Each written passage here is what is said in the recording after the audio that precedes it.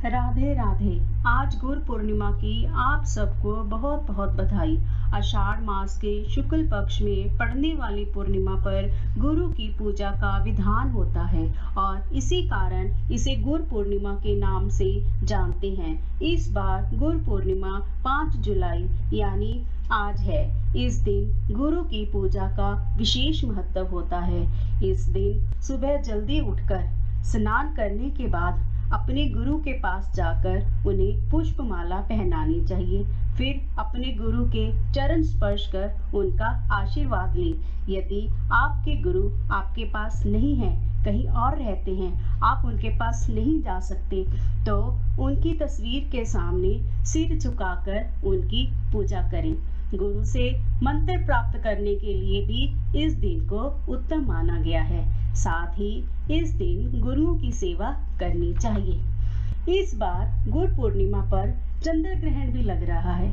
हालांकि ये उपछाया चंद्र ग्रहण है और इसका महत्व ज्योतिष में नहीं है, इसलिए ये मान्य नहीं होगा। क्या आपको पता है कि ब्रह्मांड के पहले गुरु का स्थान किसे दिया गया है? शिव जी को ही ब्रह्मांड का पहला गुरु माना जाता है। क्या आपको पता है शिव जी को ही पहले गुरु के रूप में क्यों मानते हैं?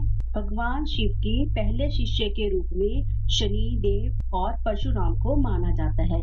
शिव जी ने इन्हें धरती पर सभ्यता और धर्म के प्रचार प्रसार का ज्ञान दिया था और इसके बाद शनिदेव और परशुराम जी ने 7 अन्य लोगों को ये ज्ञान दिया और ये 7 लोग ही 7 महर्षि कहलाए। यही कारण है कि शिव जी को पहले गुरु के रूप में माना जाता है। जिस प्रकार आषाढ़ मास के समय आकाश बादलों से घिर जाता है और उस अंधकार को दूर करने के लिए सूर्य के प्रकाश की आवश्यकता होती है, उसी प्रकार जीवन के अंधकार को दूर करने के लिए किसी गुरु का होना अत्यंत आवश्यक है। गुरु का ज्ञान ही जीवन के हर मार्ग को अलौकिक करने में सक्षम होता है। भारतीय संस्कृति में गुरु का स्थान श्रेष्ठ रहा है। गुरु के बिना किसी भी व्यक्ति का जीवन निरर्थक है। गुरु के बिना ज्ञान की प्राप्ति नहीं की जा सकती और ना ही मोक्ष प्राप्त किया जा सकता है। इसलिए गुरु की महिमा महान है।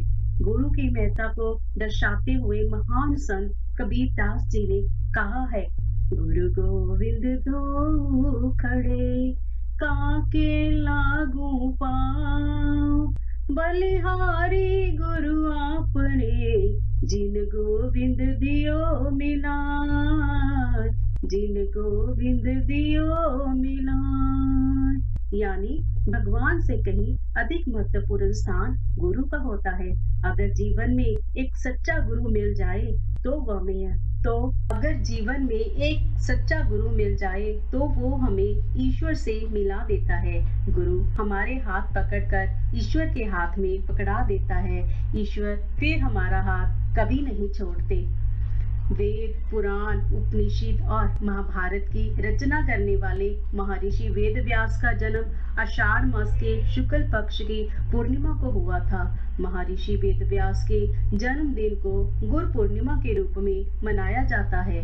इसे व्यास पूर्णिमा भी कहते हैं। जीवन में गुरु का स्वरूप किसी भी रूप में प्राप्त हो सकता है। यह शिक्षा देते शिक्षक का हो सकता है, माता पिता हो सकते हैं या कोई भी जो हमें ज्ञान के पथ का प्रकाश देते हुए हमारे जीवन के अंधकार को दूर कर सकता है। गुरु के पास पहुंचकर ही व्यक्ति को शांति, भक्ति और शक्ति प्राप्त होती है। फिर भी अगर आपके गुरु नहीं हैं तो आप श्री कृष्ण अथवा शिव जी को अपना गुरु मान सकते हैं। इस दिन उनकी पूजा और ध्यान करें, आपको परम शांति मिलेगी। कहा भी गया है, गुरुर् ब्रह्मा गुरुर्विष्णु गुरुर्देवो महेश्वरा गुरुर् साक्षात् परम ब्रह्म तस्मै श्री गुरुवे नमः, तस्मै श्री गुरुवे नमः। जय गुरुदेव, जय गुरुदेव, जय गुरुदेव।